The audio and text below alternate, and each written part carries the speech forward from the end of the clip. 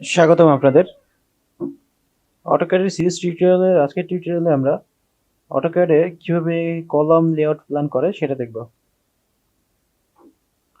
গত টিউটোরিয়ালগুলোতে আমরা অটোক্যাডের একটি প্রজেক্ট শেষ করার পরে সেটার উপর এলিভেশন এবং সেকশন করা দেখছিলাম।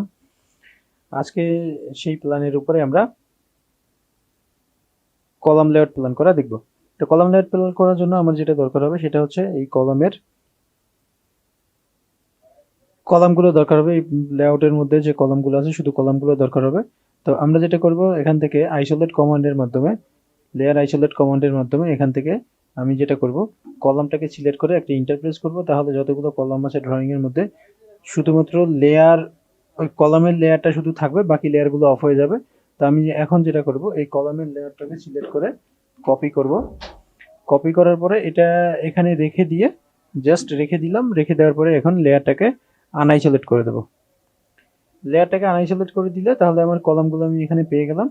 এখন আমাকে এখান থেকে এই কলামের লেআউট করতে হবে। এটা করার জন্য আমরা যেটা করব এখান থেকে এই এর সেন্টার পয়েন্ট থেকে একটি লাইন ড্র করব, সেন্টার টু সেন্টার। ঠিক আছে, সেন্টার সেন্টার লাইন ড্র করার জন্য আমরা যেটা করব কনস্ট্রাকশন লাইনের হেল্প নেব।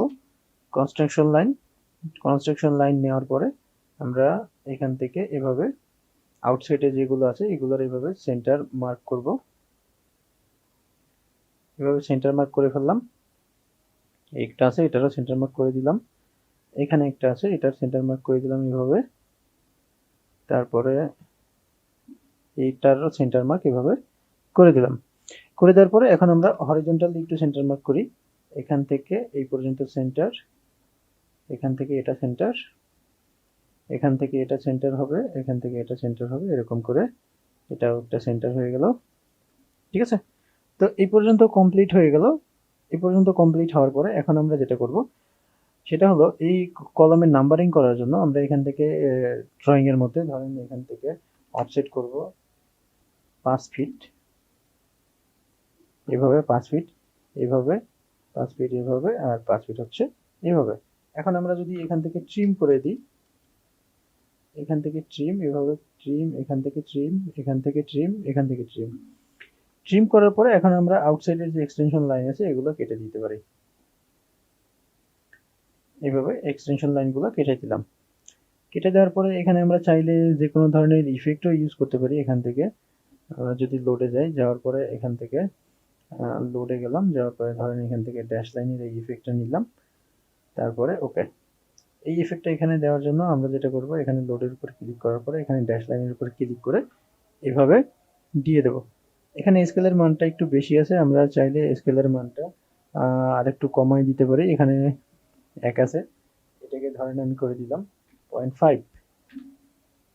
ঠিক আছে, এটাকে আমরা ম্যাথ প্রপার্টিজের মাধ্যমে কপি করে সবগুলোর উপরে দিয়ে দিতে পারি এভাবে।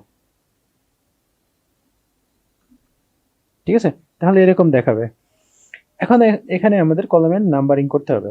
নাম্বারিং করার জন্য আমরা যেটা করব টাইপ টুলের সাহায্যে মাল্টিলাইন টেক্সটের সাহায্যে এখানে নাম্বারিং করব। এই পাশ থেকে যদি নাম্বারিং করি এ বি, তাহলে এই পাশ থেকে নাম্বারিং করতে হবে 1 2 3, বা এখান থেকে যদি এ বি করি তাহলে এখান থেকে নাম্বারিং করতে হবে 1 2 3। এখন আমরা এখানে এ দিলাম, দেওয়ার পরে এখানে টেক্সটের সাইজটা একটু বড় করে দিই 10। ওকে, সৌন্দর্য বাড়ানোর জন্য আমরা যেটা করব একটা সার্কেল নেব, এখান থেকে এভাবে সার্কেল ড্র করব। এই সম্পূর্ণটা সিলেক্ট, এটাকে আমরা কপি করে এই পয়েন্টটাকে এনে এই পয়েন্টে বসাই দিলাম। বসাই দেওয়ার পরে এখান থেকে একটু মুভমেন্ট করে উপরের দিকে তুলে দিলাম হালকা। এইবার ঠিক এই একইভাবে সবগুলোর উপরে এই কপিটা আমি এভাবে বসাই দিই।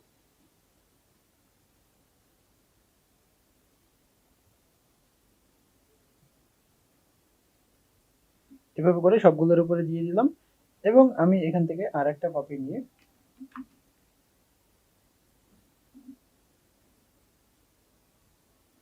এই এটাকে একটু মুভ করে দিই, একটু দূরত্বে মুভ করে দিলাম। এবার আমি এটাকে এইভাবে কপি করে দিচ্ছি। এই পয়েন্ট ধরে এখানে, এই পয়েন্ট ধরে এখানে, এই পয়েন্ট ধরে এখানে, এই পয়েন্ট এখানটাতে, তাহলে হয়ে গেল। এখন আমরা যদি নাম্বারিং করি এটা কেটে দিই। এটা যদি কলাম এ হয় তাহলে এটা হবে কলাম বি। তাহলে এখানে শুধু আমি এখানে লিখে দিলাম বি, এখানে লিখে দেব সি, তাহলে এটা হবে ডি, এরকম করে। তাহলে ডির পরে এটা হবে ই, এটা হবে এফ, এটা হবে জি। ঠিক আছে, তাহলে এ পাশ থেকে যদি নাম্বারিং করি তাহলে এটা হবে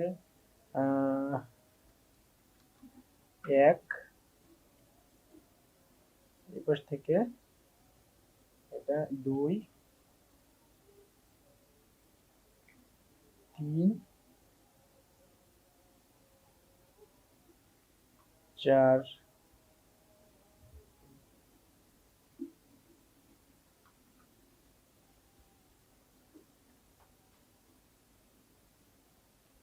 5। ঠিক আছে, তাহলে যদি এই কলামের নাম বলা হয় তাহলে এটার নাম হবে A1। তারপরে এই কলামের যদি নাম বলা হয় তাহলে এটা হবে D1। তারপরে এটা হচ্ছে G1। এই কলামের যদি নাম বলা হয় তাহলে এটা হচ্ছে A2, এটা হচ্ছে B2, এটা হচ্ছে F2, এটা হচ্ছে G2। ঠিক আছে, এরকম করে করে এখন আপনি প্রত্যেকটা কলামের এভাবে নামকরণ করতে পারবেন।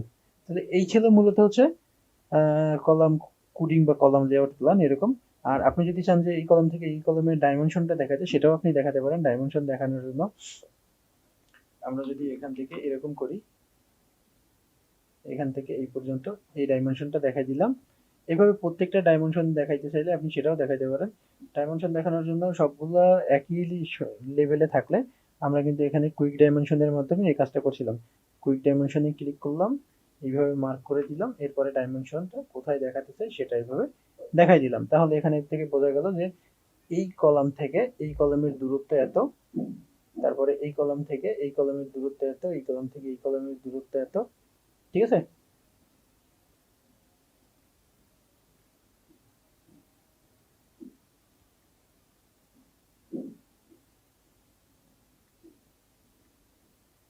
এখানে একটু প্রবলেম হয়েছে।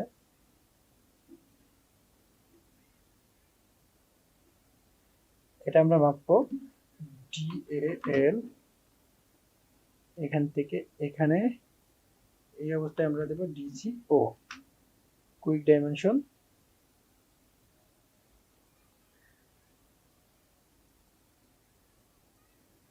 ঠিক আছে, তাহলে এখন আমরা পেয়ে গেলাম এই A1 কলাম থেকে এই D1 কলাম পর্যন্ত যে দূরত্বটা, সেটা আমরা এখান থেকে সিস্টেম করে করে এখান থেকে পেয়ে যাচ্ছি।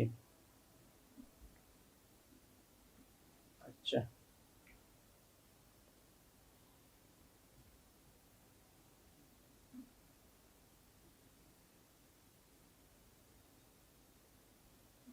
এই যে 17 ফিট 3 ইঞ্চ এখান থেকে A1 থেকে D1 পর্যন্ত।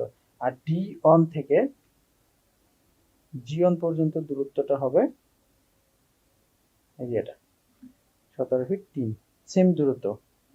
ঠিক আছে, এবার যদি এই সাইড থেকে আমি যদি ডাইমেনশন করি তাহলে যেটা দেখব, এখান থেকে এই পর্যন্ত এটা DCO, এখান থেকে এই পর্যন্ত এটা, তারপরে আবার দেখব এখান থেকে এই পর্যন্ত। ঠিক আছে, তাহলে এভাবে করে আমি ডাইমেনশনটাও দেখাই দিলাম। তাহলে এই হলো আমার কলাম লেআউট প্ল্যান। ঠিক আছে, আশা করি আপনারা বুঝতে পারছেন এইভাবে কলামের নাম্বারিং করতে হয় কলাম লেআউট প্ল্যানের মধ্যে। ঠিক আছে, দেখা হবে আগামী ভিডিওতে। সেই পর্যন্ত সবাই ভালো থাকবেন।